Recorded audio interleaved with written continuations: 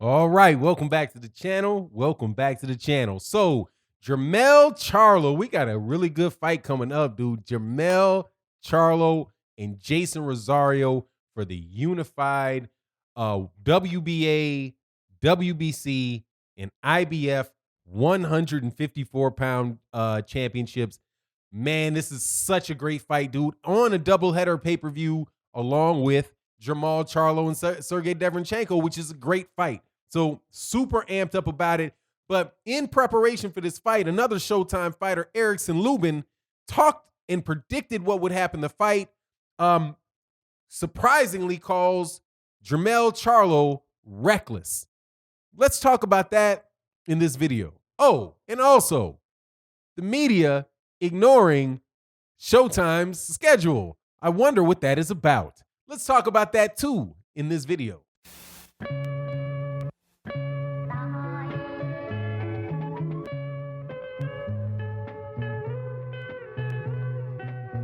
All right, welcome back to the channel. Welcome back to the channel. So, Jermell Charlo, Jeison Rosarion, 150-pound title, looking to end the curse of the WBC, the WBA and the IBF championship belts. If you not recall, man, the 154-pound division, before I get into this fight, because I got to explain why, if you're not familiar, why this fight is so important. Besides just the fact that it is 3 belts on the line.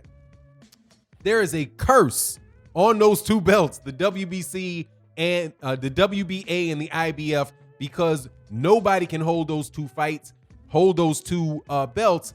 And I think the curse started when Jarrett Hurd went back on his word and refused to fight Jermell Charlo in the fight immediately after he unified against Erickson Lara. So it is my theory that there has been a curse on them 2 belts until Jermell Charlo is done right by and he is allowed to fight for those belts like he should have been able to fight a couple fights ago. There was no reason whatsoever for Jermell Charlo and Jarrett Hurd to have taken that fight away from us. And remember, man, it is the crazy thing about boxing is that there is more fights, way more great fights that don't get made than do get made. And that was one of them. But now we're at the point where everything can be rectified. Now, there's another very, very good fighter named Erickson Lubin. I'm telling you, the 154-pound division is like crazy deep, man, between Jarrett Hurd, Jermell Charlo, Erickson Lara, Brian Castano, Tony Harrison, Jermell Charlo, Erickson Lubin. It's just so, man, Jamal James can be moving up there soon. I wouldn't be surprised if both Virgil Ortiz and Jerron Ennis wind up there at 147 pounds, man. It's just something real. The competition is super deep in the 154 pound division. So Erickson Lubin is one of those guys. In the last fight that and Erickson Lubin had actually fought Jermell Charlo before and got knocked out. So when Erickson Lubin described what he thought was going to happen in the fight, and this was it. He said that he believes, that Jeison Rosarion is a very strong fighter. He's a good fighter. But Jermell Charlo is stronger than J-Rock. So, even though he's reckless, he picks Jermell Charlo to be able to win that fight. And, I agree with it. I agree with that pretty much 100%. The only thing that I find funny about it is like, for somebody like Erickson Lubin who got knocked out with a precision uppercut. I remember that thing because it was obvious that he set it up, right? It was obvious he finished that combination. He knew when he threw the first 2 punches of the combination, and I can't recall what shots that he set it up with. Somebody in the comment section can remind me or educate me in case I got it wrong. Regardless, that uppercut landed because Erickson Lubin had put his head in that same spot before. either in the fight before or another fight, there was a punch that consistently triggered Erickson Lubin to put his head in that position, and Jermell Charlo threw I think it was a blind uppercut too, kind of like a check uppercut, and boom, it landed right on the spot. Very sharp, very crisp, very effective. Night Erickson Lubin. So I didn't quite get that. However, if Erickson Lubin is right in his assessment that Jermell Charlo will beat Jeison Rosarion, and if that happens, I think that another conversation, should be really seriously begin, and that is whether or not Jermell Charlo truly deserves to be, within the top 5, pound for pound fighters in the world. And with this fight, and I don't really think that there's really much argument about it, man. And I listened to a lot of people's conversations about what is, why this guy should be pound for pound and this guy should be pound for pound.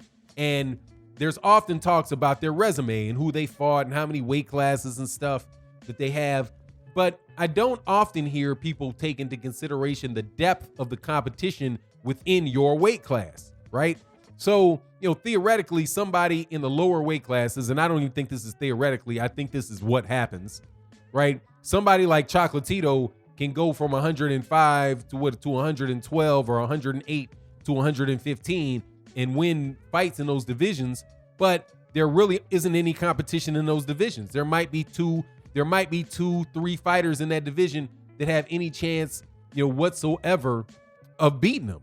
But when you have a guy like Jermell Charlo, and you see Jermell Charlo having beaten guys like Erickson Lubin, having beaten Austin Trout, having beaten Tony Harrison, and knocked out Tony Harrison, coming back from a controversial loss, then to come and beat Jeison Rosarion and unify 3 belts on top of it.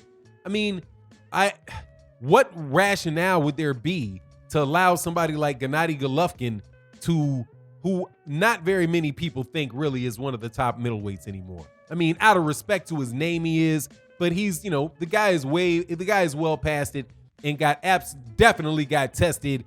And a lot of people thought he lost against Sergey Deverenchenko, and definitely had a harder fight with Sergey Deverenchenko than Daniel Jacobs did. So the idea that a guy like that would still be on that list just doesn't make sense to me. And, I don't want to be in the business of trying to correct them. At least I'm not going to correct them, but, express my opinion constantly about what some other people think about their pound for pound list, because it's just a bunch of people voting on it and averaging it out. So whatever, man. I'm going to say for my pound for pound, the way that I list it, there's just no way I could have somebody like Gennady Golovkin on there and not Jermell Charlo, right? Or somebody like a situation where Mikey Garcia was there, but Mikey Garcia, but Jermell Charlo with this accomplishment wouldn't have been able to make it there. I think that it really is time, man, to just start giving Jermell Charlo, giving Jermell Charlo his credit, man. That's the best way I can say it. If he's able to do this, similarly, like Errol Spence Jr. is another situation where, like, now I have people like I have Terrence Crawford on the strength of competition thing. Like, Errol Spence Jr. Terrence Crawford has won the championships in 3 divisions. And if you go through his resume and you look at like who he beat, specifically, like if you look at the 140 from the 140 and 147 pound divisions, and you look at the fighters that Errol Spence Jr. has fought, right? Like the last 6 fights. So if you say like the last 6 fights for strength of competition over the last 6 fights, which is for boxers is 3 years. You know what I mean? That's pretty decent, because that's 3 years of competition. If you look at the last 6 fights and the competition that the person had in the last 6 fights to tell you where they are, which is 3 years, you see that Errol Spence Jr. beat Sean Porter and Terrence Crawford, Egis Kalvanakis. Before that, it was Mikey Garcia, Amir Khan. Before that, it is, who did he fight before that? I think it was Carlos Ocampo, and before that was Jose Benavidez. Honestly, man, that's what and what for all I know. Jose Benavidez came in there with a leg out. You get my point? And then you look at him, but then if you think, okay, Errol Spence Jr. continues to fight like Danny Garcia next, then Sean Porter rematch, then Keith Thurman rematch, and you see that that's his next three, man, really there's no competition between him and other people with their level of competition. So, I think the same thing should be applied to Jermell Charlo for his strength of competition, because those two weight classes really are the deepest in the game. Anyway, that's my take on the matter. You let me know what you think. With that, I'm out. Peace.